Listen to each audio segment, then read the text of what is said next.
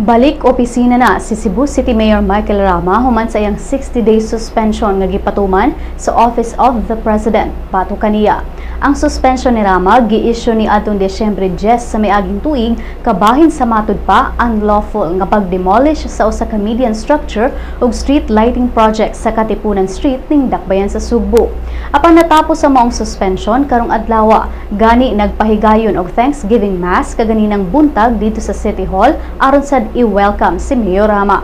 Ang maong misa gitambungan usab ni Vice Mayor Edgar de la Bella ug mga supporters sa mayor. Ato sa maong misa ug programa sa City Hall kaganina, gi-turn over usab ni Vice Mayor Edgar de la Bella ang iyang accomplishment report isip acting mayor sa Dakbayan.